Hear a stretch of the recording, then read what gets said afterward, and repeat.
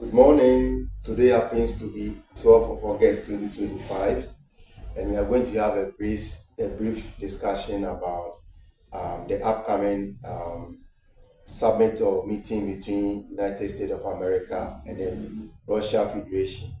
Yes, USA having Donald Trump and Russia having Putin. Yes, so we do a brief discussion. Yes, the meeting, which is supposed to be held on 15th August 2025, will be at Alaska.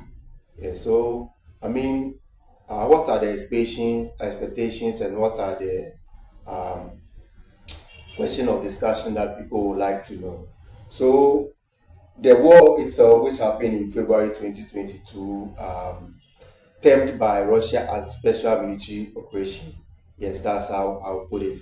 So, with it aimed by Russia, Russia claims it wanted to uproot all Nazi kind of people in the country, and also create a barrier, or push NATO influence out of his border. Yes, so there are other reasons, of course, but these are some of the reasons that was presented.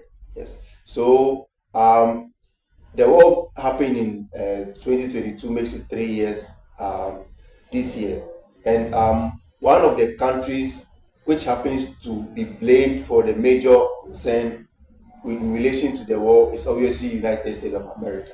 So we will just take the discussion all the way back to 2017, when the 45th president, that's Donald Trump, was elected into office. Yes. So if you remember, during those times, there was some pro critical which was blamed on him concerning him um, being pushed to give some military apparatus to Ukraine then. And then he used his security personnel, used his ambassador to influence Zelensky then to give him information which will be of his personal interest during the upcoming election. That's the person of discussion now is Hunter Biden, who is President Biden's son. Yeah, so there was some rumors back then, and also there was some Russia Gate um, discussion, which was really pushed on him during his first tenure. So, according to him, he was never held any freedom to work during his first tenure. And yes, President Trump, calls it the Biden War. Yes, because according to him, the war wouldn't have happened in the first place if he was in office. And according to him, President Vladimir Putin respected him in so much high level that he wouldn't have initiated the war. So, I mean, there's upcoming meeting, and since then, Biden, I don't know if he was able to initiate any meeting or discussion, but we are all aware President Macron, His Excellency Macron, was able to meet Putin, I think, in 2024 thereabout. Yes, but there was no substantial outcome from their meeting. Yes, so but the major player now is USA.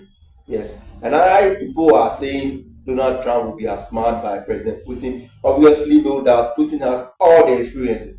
He's been in power since is it 2012 May? Yes, and he's been in discussion with several American presidents, about five of them, including Trump. Yes, so he was able to have discussion, able to meet um, then President Clinton. Yes, able to meet Bush, able to meet Barack Obama, and able to meet Donald Trump in from, I think, 2020 there about, if I'm right. Yeah, yeah, and also able to meet Biden. Yes, he met Biden before the launch of the war. So this is not actually the first time President Trump is meeting him as a president, but this comes at the grounds of war happening around Russian border, or war happening between two neighbors. Yes, but people are trying to say we are smart by Trump. I beg to differ. There are other people who have been in the political realms or domain for a long time, but they are not able to really bring forth any positive negotiation. Trump, as a businessman, has shown in several ways that I think most people are not really paying attention. Yes, when he became officially became the president in first tenure, his first trip was to Saudi Arabia, where he met MBS. And mind you, when he exited power, Biden took over, and their relationship between Saudi Arabia was all time low, because according to the kingdom, the USA didn't make comments were which put their country in jeopardy. Yeah, so their relationship was all time. And mind you, America as a country needs allies in certain continents and certain states or regions to be able to push their agenda.